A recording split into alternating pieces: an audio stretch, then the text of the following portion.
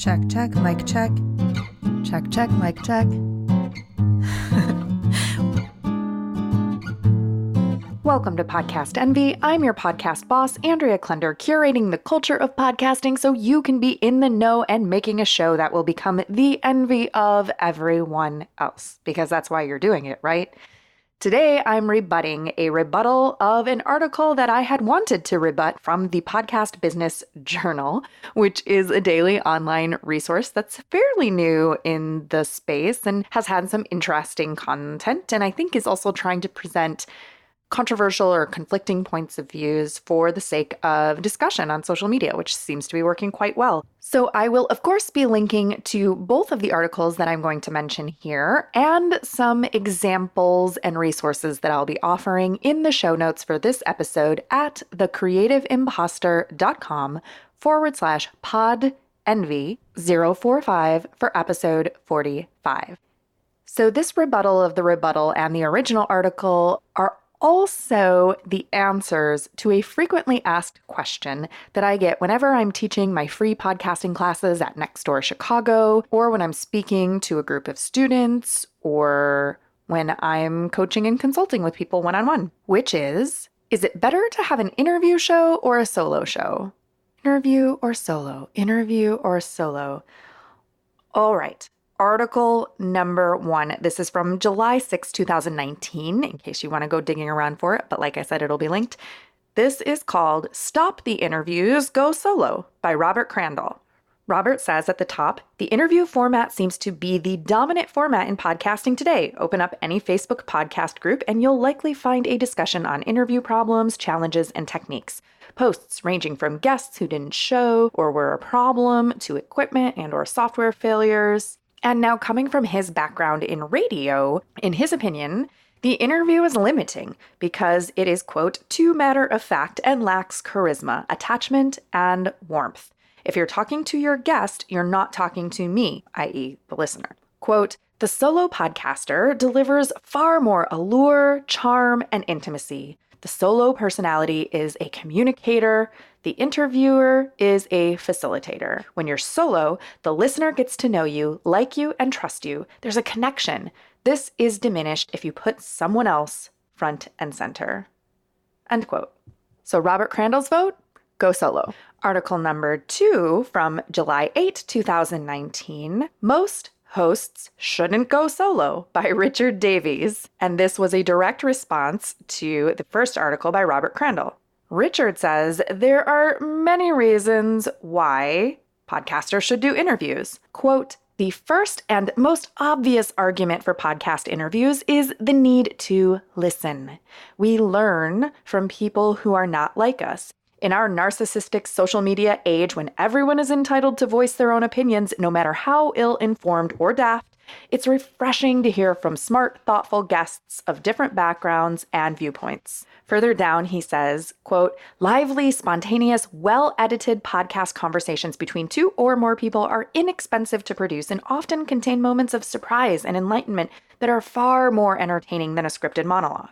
Because most episodes last at least 20 minutes, there is more than enough time for the host and guest to establish a personal connection with their audience. He acknowledges that, quote, the best one-person podcasts are indeed absolutely riveting, but few hosts have the discipline and skill of Dan Carlin from Hardcore History or the ingenuity and curiosity of Nate DeMeo from The Memory Palace. And so, in summation, he says, quote, interview podcasts are a great way for nonprofit leaders, top business executives, journalists, academics, entertainers, and other thought leaders to connect with new audiences. So Richard Davies' vote goes for interviews. Where do you think I fall in that spectrum? Well, this is kind of a trick question because, as you know, on Podcast Envy and on my other show, The Creative Imposter, we do both. We do interviews and we do solo episodes like this one. And truthfully, that is my answer. Well, okay, let me qualify that. That is the simple answer, is do both interviews and solos for all of the reasons that they mentioned. I mean, Robert Crandall from Article 1 is not wrong when he says that with a solo show, the listener gets to know you, like you, and trust you. There's a connection. And that is so important, especially Well, that's so important for anyone creating a podcast because if people don't know, like, and trust you, they're not going to keep listening to your show, no matter who you have as an interview guest. And if you are trying to build thought leadership or share your expertise, then yes, we want to hear from you. In fact, most of my clients, when they come to me for launch consulting or to produce or edit their show, especially if they're a solopreneur, a one-person business, etc., they are assuming that they're going to do an interview show and that's what they want to do. And sometimes they have very good, clear, legit reasons for doing this. Like they want to use their show to network with other people in their field that they wouldn't necessarily always have access to. Or like the mere fact that they have a small following, a small audience of people to begin with, and having guests on your show can, not always, but if done right, can be a way to grow your listening audience if the fans and followers of your guests are likely to be in your target listening audience, and if those guests are likely to share their show with their audiences. Also, interviews are a great way for you, the host, to follow your curiosity and learn and ask good questions and find out new things and get new insights and fresh perspectives, especially when, as Richard Davies from Article 2 mentions, you interview people who have differing perspectives from you. And I'm going to give you my first example. Someone who has been really great at doing this is Julie Neal from A Mother's Quest. I had Julie on as a guest for a previous episode of Podcast Envy, and I will, of course, link to both that episode and Julie's show. But she has really been trying to learn from her guests and invite people on the show who are not the usual part of her everyday circle. So yes, I am a big fan of the interview, and there are a lot of reasons to do it. However, I usually encourage those podcast clients who want to do interviews to also consider sprinkling in some solo shows. And that is for all of the reasons laid out in this article and more. Building thought leadership, building that one-to-one connection. When I'm talking to a guest on my show, I cannot talk to you at the same time. I am speaking to the guest. I am in conversation with the guest, and I might make some asides to you, but it's not that intimate relationship that I'm having with you right now, where I'm talking to you and you feel as if I am right there in the room with you having this conversation. And I will tell you that most of my listeners, especially for The Creative Imposter, have told me that while they love the interviews so much, what they really come back for are the solo episodes. The solo episodes where it's just me talking directly to them, that's what keeps them listening. Overall, in terms of downloads and stats and numbers, my solo episodes get fewer downloads than the interviews. And of course, that makes sense because that goes back to the idea of the guest bringing with them a following and an audience and people who are looking for information and shows and content from those particular people. So that makes total sense. But those people who are listening to the solos, those are my core devoted fans and audience. One great example of a client who took me up on my advice is Sarah Bueno from Conversations with a Wounded Healer. Sarah knew she wanted to do an interview show with other therapeutic practitioners and holistic healers, and it was because she had a genuine curiosity around this archetype of the wounded healer and also just the idea of people calling themselves healers in general, and how that shows up in private practice in different forms and how these different therapies and modalities can work together. She had a genuine curiosity and also wanted to have a way to reach out to those people that she loves and follows on Instagram and create a connection with them that is a value add for everyone. I encourage Sarah to sprinkle in some solo episodes, and she does these very short. I'm talking like her interviews are usually between 45 minutes to an hour, and then her solo episodes are like 5 minutes to, I don't know, maybe the longest one is 12 minutes, about every 4 or 5 episodes. And these solos are always so direct, so insightful, and so to the point. I think that they add a very strong layer of connection for the audience with Sarah. But article number 2, most hosts shouldn't go solo. Richard Davies. I also agree with this. I think purely solo shows can be really challenging to create, to keep fresh, to do well, to grow listeners, and really hard to keep going unless you just really love the sound of your own voice. I mean, I actually kind of do like listening to the sound of my own voice in my headphones, especially when I'm using an awesome microphone. I didn't always. It took me a while to get there, but I do. And I do love recording these solo episodes. But if this was all I did and it was just about me going into my little booth or my home studio or the closet or whatever and recording these thoughts, then eventually it just starts to feel very much the same. It starts to feel very one-dimensional, one-sided conversation. I don't know how long I would sustain that if it was honestly just me all the time and I wasn't having conversations with other people and adding in new fresh perspectives. And then Richard also mentions the element of spontaneity, of these genuine moments and surprises that can happen when not everything is scripted. And that is one reason, and pro tip, why when I do book interviews, I do send my guests an idea of what topics we might touch on and what questions I might ask, but I do not send them every question in advance.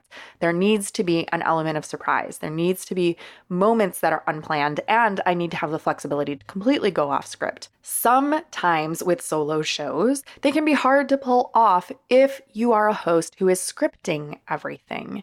If you script, if you write things down and then you read them off a piece of paper, unless you have very, very strong acting skills and are able to mark up that script or intuitively know how to make it sound like you're not reading, it'll sound like you're reading. And that is less engaging than having these authentic moments. This is not to say that you should not prepare. I definitely prepared to record this and I scripted out certain sections that I wanted to make sure that I hit. I wrote down bullet points, and then there are moments where I'm just directly responding. And especially if I know that I'm going to go back and edit this episode, which I will, that gives me the freedom to flow a little bit, to go a little bit off topic, to say something a little bit differently, and then come right back around to my topic, knowing that I'm going to have that edit available to me. But in general, if that free flow conversation is not something that comes naturally for you, or if you don't have a lot of time or editing skills or a content editor that you pay to do all of that for you,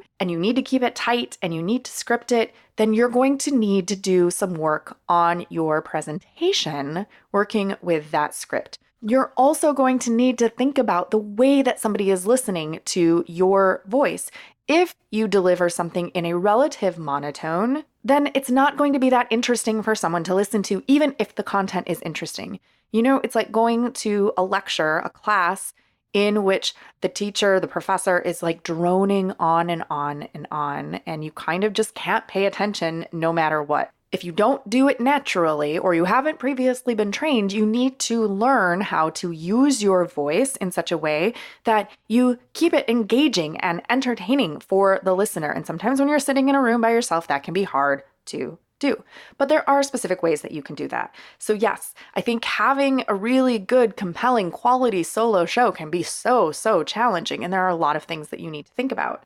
And there may perhaps be some opportunities that are missed in terms of the content, in terms of the networking opportunities, and in terms of the growth and expansion of your show. So speaking of scripting and vocal variety and techniques, what do you know? The perfect segue to my podcast angel time. Podcast angels are those products and services that I think will be awesome for you, who also are happy to support me, the Creative Imposter Studios, and my podcasting efforts by sharing a little bit of affiliate commission with me. So every time I have a podcast angel on the show, you can guarantee that that angel has been specifically selected to be a win for you, the podcaster, for them, the podcast angel, and for me, the podcast host. As I mentioned, part of being a good podcast host, whether you are doing solo shows or interviews, is all about your voice. It's all about the delivery and the energy behind your voice of keeping people listening. And there are specific skills and techniques and tactics that you can use to become even better at it. And you now have an opportunity to learn from me and a whole bunch of super smart women on this topic during the She Podcasts Live conference in Atlanta, Georgia, October 11 through 13, 2019. I will be co-facilitating a panel workshop on voice training for podcasters. You can learn more about She Podcasts Live at thecreativeimposter.com/She Podcasts Live. Linked, of course, in the show notes for this episode. And if you cannot make it to Atlanta this year, or you want a sneak peek ahead of time, or you want to get even deeper into the voice training than what we can do in 45 minutes in the course of a conference, the Podcast Envy VIP Circle is for you. This is an online program in which we will be connecting directly one-on-one and with other amazing podcasters who want to make a significant impact with their podcast. And so, yeah, it's all about craft and culture in the Podcast Envy VIP Circle. And for a limited time, I have extended the offer to join for just $29 a month. And you will be getting voice training modules as I create them for what will eventually be a voice training for podcasters online course. So this is your opportunity. You can learn more about the VIP Circle and apply at thecreativeimposter.com/VIP Circle. So once again, join me in Atlanta for She Podcasts Live, thecreativeimposter.com/She Podcasts Live, and consider joining the Podcast Envy VIP Circle, VIP for very important podcaster, at thecreativeimposter.com/VIP Circle. As I said before, the podcast angel time, the easy answer to this dilemma of interview versus solo is obviously both. The more complex answer that I want you to take some time to consider is why interviews or solos? Is that all there is for podcasting? What else is possible? Audio is a super flexible medium, and I think that we have very much limited ourselves in the podcasting space by putting ourselves into two camps: solo hosted or co-hosted shows and interviews. And yes, I'm fully aware as I say this that I am also one of those podcasters who does those two things. But believe me when I tell you that I have been thinking about how I would like to do things differently, something that I could use the medium of audio to do or convey or express in a more inventive, more creative, more adaptive way. And I don't have the answer yet. But what I do have are some examples of shows that I think are exploring the edges of what is possible in interesting ways. And of course, this is not an exhaustive list. There are a lot of opportunities. And in fact, if you have an example of a show that you think is going beyond the simple solo or co-hosted show or interview format, who's doing something interesting with the way their show is presented, with the actual format of the show, I would love for you to share that with me. You can actually share that show with me on Instagram, either through a DM, or you can post it and tag me at Andrea Klunder. Or you can tell me about it. Record a voice memo on your phone, or you are a podcaster, right? So record a little snippet of audio and send me a decent quality MP3 file, Andrea at thecreativeimposter.com, and tell me about that show that is doing something interesting with their format. And I would be happy to play it on a future episode of Podcast Envy. Okay, here are some ideas. Key change, creating opera for all voices. This is a show that I actually produce, though I am not the host. I produce this with the Santa Fe Opera. And this is, while not a super experimental show, there's a lot more that goes into it. The co-hosts, Andrea and Brandon from the Santa Fe Opera, could have come to me and said, we just want to do interviews. But instead, what we came up with is taking a whole bunch of interviews around some of these topics and ideas and themes that are being discussed around the social questions and the cultural questions in the opera industry, curating those interviews, cutting them together to form a cohesive argument or inquiry into a specific area, scripting and improvising some voiceover narration from the co-hosts, and then making very specific music choices using a variety of genres of music to tie it all together. One of my favorite podcasts of all time is Flash Forward by Rose Eveleth. And similarly, Rose takes a science-based speculative question about some future reality that might exist, does a ton of research, and interviews the appropriate people to find out if that future reality could happen and what the implications of it would be. Things related to climate change, things related to technology, things related to genetic engineering, all kinds of different topics. And then Rose takes it even a step further, and at the very top of each episode, she includes a scripted piece of speculative flash fiction that is a glimpse into that future world where that thing is a reality. And then she draws from her community of supporters on Patreon to become the voices of those characters in that flash fiction section. One of my co-presenters on the voice training panel at She Podcasts Live is Lisa Orkin, and Lisa has done a number of podcasts, currently producing one called Project Woo Woo, which is part interview, part biography, and part parody, where she brings in actors, friends of hers from Hollywood, to play famous people who are either currently alive or dead. Not currently in production, but a show that is evergreen that I really love and hope that one day will come back. Everyone Else. This is described as a photographic podcast, and it's one that is also biographical for random strangers, a la Humans of New York. So people you would never know or would never have heard of necessarily, and they get interviewed, and that interview gets cut into an episode that is their storytelling episode with no questions or no host present.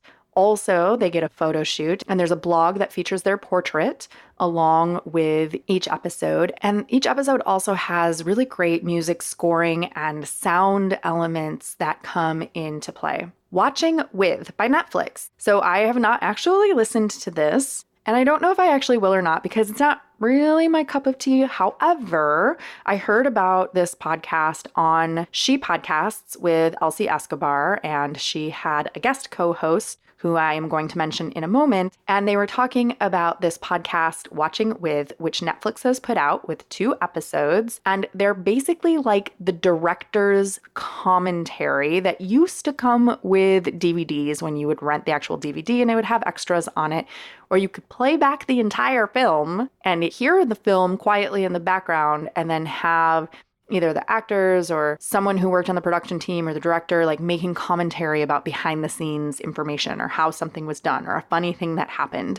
And so this is sort of a companion that you're supposed to watch the film on Netflix and listen to the podcast at the same time. Episode 1 goes along with the film Someone Greater, and episode 2 goes with the film Always Be My Maybe. That guest co-host from that episode of She Podcasts that I mentioned is Kristen Meinzer, who has a podcast that she co-hosts with Jolenta Greenberg called By the Book. And this is drawing from the format of being a reality show with part self-help and part social experiment. So for all intents and purposes, it is a co-hosted show, but their format is that they take a self-help book, dive into it, apply it in their own lives for better or for worse, and then come back to report on the results. Congressional Dish with Jen Briney. Jen is someone who I have interviewed on the Creative Imposter podcast, and I'll link to that episode in the show notes, of course. Jen watches so much C-SPAN, like so much C-SPAN.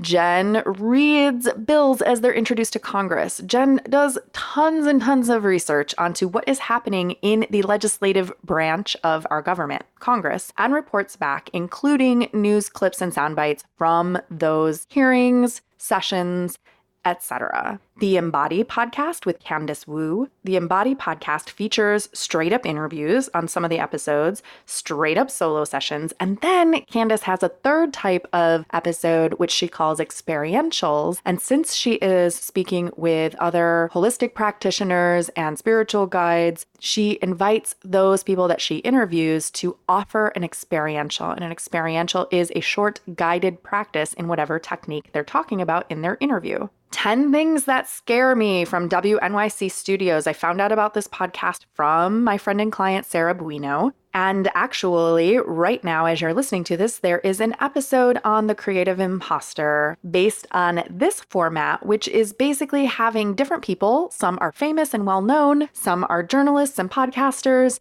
Some are random people in the listening audience, submitting a recording from wherever they are, making a top 10 list of things that scare them. I love this show. Please, please, please check out my episode, Sarah's episode, and 10 Things That Scare Me. And a brand new show from one of my Hollywood crushes, Joseph Gordon-Levitt. Right now, as I'm recording this, there is just a very short introductory episode, and so I don't really know yet. I cannot vouch for the quality of this show. It's called Creative Processing, and it is going to be an interview-based show, but the interview questions are going to come from the listening audience. So Joseph is asking for anyone who wants to listen to submit a question, any question about the creative process in general. It does not necessarily have to be about acting or Hollywood. And he will, in an episode, attempt to best answer that question in a really deep way, both from his own experience and also from the experience of whoever his guests are. So I'm really excited about that one, and I hope it's as good as it has the potential to be. So there are some examples of ways that people are using podcasts and audio in different ways than just the straight up, sometimes boring, interview format or the standard straight up solo hosted or co-hosted format. So again, I invite you to share examples that I missed of interesting formats for podcasts that you love. Either share it with me by tagging or DMing me at Andrea Klunder on Instagram, or by emailing me an audio clip, Andrea at thecreativeimposter.com, to share on the show. I also invite you to think about your own show and see if you are doing all interviews, what would it be like to add some solo episodes? And if you're doing all solo or co-hosted episodes, what would it be like to bring in an interview? And or regardless of what you're currently doing or thinking of doing, what else is possible? How can you play with the medium of audio to find some new creative ways to go beyond the interview or the solo? Podcast Envy is produced by your podcast boss, Andrea Klunder. That's me. The Podcast Envy theme music is by Valentin Sosnitsky, courtesy of the Free Sound Project at freesound.org, and our podcast Angel music is by Benjamin Mastropolito, also on freesound.org as Lemon Cream. All music is licensed under the Creative Commons. Our episodes are mixed by Edwin Ruiz, and hey, if you want your show to sound as good as ours, hire us. Put the magic audio mojo of the Creative Imposter Studios to work for you. Thanks so much for listening, and here's to making your podcast the envy of everyone else.